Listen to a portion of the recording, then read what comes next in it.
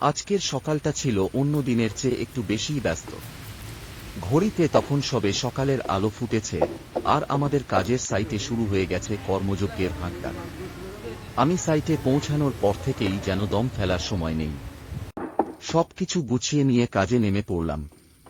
আমি প্রথমেই আমাদের হেল্পারদের নির্দেশ দিলাম যেন কলম বোর্ডগুলো ভালো করে পরিষ্কার করে রাখা হয়। এরপর আরও দুজনকে দায়িত্ব দিলাম রিং তৈরির কাজে। তাদের কাজ ছিল কলমের রিংয়ের জন্য ৮ মিলিমিটারের রড নির্দিষ্ট মাপে কেটে ফেলা। অন্যদিকে আমি নিজে একজন হেল্পারকে সঙ্গে নিলাম। গতকাল বিকেলে যে নতুন কলম বোর্ডগুলো এসেছিল সেগুলো ঘর থেকে টেনে বাইরে বের করে আনলাম। বেশ পরিশ্রম হলো, কিন্তু কাজটা শেষ করতেই হতো।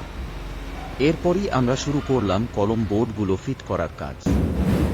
বোর্ডগুলো নিখুঁতভাবে বসানোর পর খেয়াল করলাম একটা বিম বানানোর জন্য জায়গা প্রয়োজন। দেরি না করে মাটি কাটার কাজে লেগে পড়লাম। মাটি খোঁড়ার কাজ শেষ হতে না হতেই শুরু হলো কলম ঢালাইয়ের প্রস্তুতি। ঢালাই দেওয়ার জন্য আমরা কলম বক্সের উপর উঠে দাঁড়ালাম। নিচ থেকে হেল্পাররা অত্যন্ত দক্ষ হাতে মিক্সচার মেশিনে কংক্রিট তৈরি করে আমাদের কাছে পাঠাচ্ছিল। মাঠ দুপুরের আহার পর্ব চুকিয়ে ঘড়ির কাঁটা ৩টে ছুঁতেই আমরা পুরোদমে কাজে লেগে পড়লাম।